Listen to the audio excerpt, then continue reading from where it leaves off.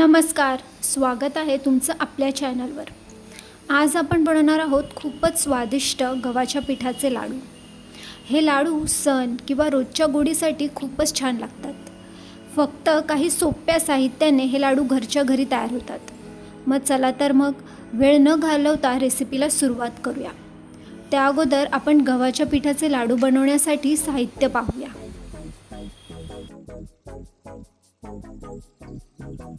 तर येथे आपण घेतले आहे 1 वाटी गव्हाचे पीठ, जे आपण चाळून घेतलेले आहे।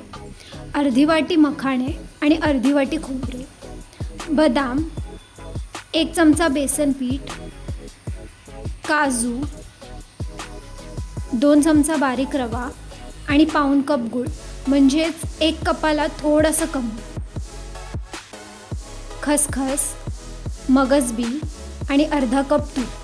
तूप आपण कमी जास्त करू शकतो। तर येथे सर्वप्रथम आपल्याला खसखस मंद आचेवर सुकी किंवा तूप न घालता आपल्याला इथे भाजायची आहे। हलका सोनेरी रंग येईपर्यंत आपल्याला ते भाजून घ्यायचं। त्यानंतर त्यात आपल्याला मगजबी घालायची आहे आणि खसखस आणि मगजबी आपल्याला एकत्रच भाजून घ्यायची आहे। खसखस जळणार नाही याची आपल्याला काळजी घ्यायची आहे। भाजून झाल्यावर ते आपल्याला बाजूला काढून घ्यायचं आहे। त्यानंतर आपल्याला गव्हाचे पीठ भाजून घ्यायचे। त्यासाठी येथे 2 चमचे तूप घातलेत। तूप गरम झालं की आपल्याला त्यात गव्हाचे पीठ घालायचे। पीठ आपल्याला हलक्या हाताने मंद आचेवर भाजून घ्यायचे।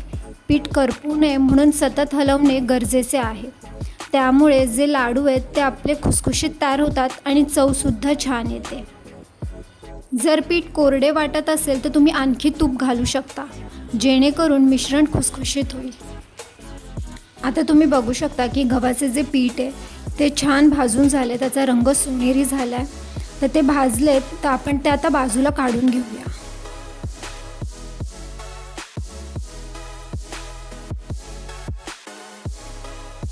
आता इथे आपल्याला काजू बदाम भाजून घ्यायचे। त्यासाठी 1 चमचा तूप घातलंय। तूप गरम झालं की त्यात आपल्याला काजू बदाम भाजून घ्यायचेत। येथे मी काजू बदाम वापरलेत। जर तुम्हाला आणखी तुमच्या आवडीचे जर ड्रायफ्रूट्स घालायचे असतील तर तुम्ही ते सुद्धा वापरू शकता।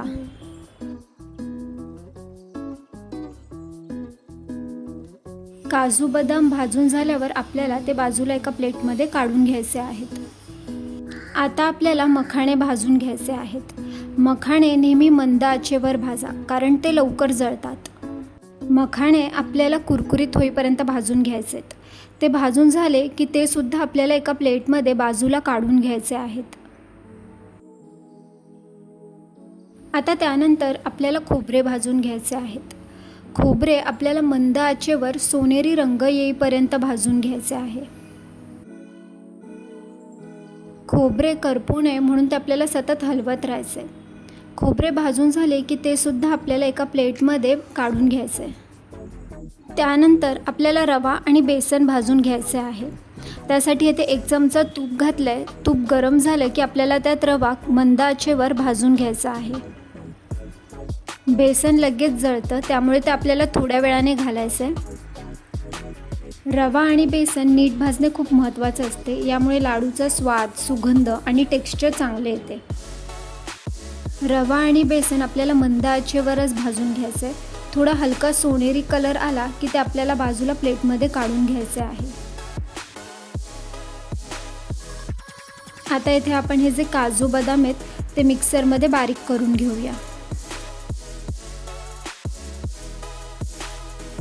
अशाच पद्धतीने आपण मखाणे सुद्धा बारीक करून घ्यायचे आहेत।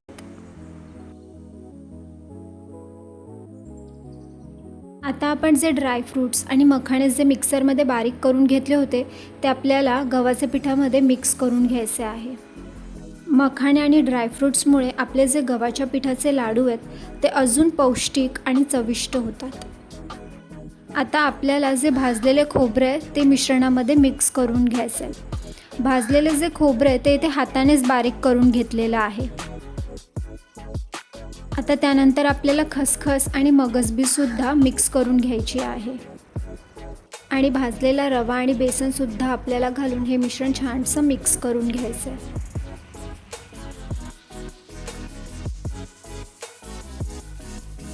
आता येथे आपल्याला पुन्हा एकदा पॅनमध्ये 1 चमचा तूप घालायचं आहे. तूप गरम झालं की त्यात आपल्याला पाऊण कप गूळ घालायचं आहे. म्हणजेच अर्ध्यापेक्षा थोडा जास्त आणि एका कपाला थोडं कमी. आपल्याला येथे गूळ फक्त वितळवून घ्यायचा आहे. किसलेला किंवा बारीक केलेला गूळ घाला आणि मंद आचेवर आपल्याला हे गूळ हलवत राहायचं आहे. आपल्याला फक्त वितळेपर्यंत ते गरम करायचं आहे. गूळ जास्त गरम किंवा उकळला तर लाडू कडक होतात. म्हणूनच मंद आचेवर फक्त वितळवायचं आहे आपल्याला इथे गूळ. गूळ वितळवून आपल्याला जे आपले मिश्रण आहे लाडूचे त्यात आपल्याला मिक्स करून घ्यायचे आहे. गूळ जे ते कोमट असताना आपल्याला मिश्रणात घालायचे. खूप गरम गूळ घातला तर मिश्रण ओले किंवा चिकट होऊ शकते आणि कधीकधी लाडू कडक होतात. म्हणून कोमट गूळ घातला तर मिश्रण छान मिक्स होते आणि लाडू मऊ होतात.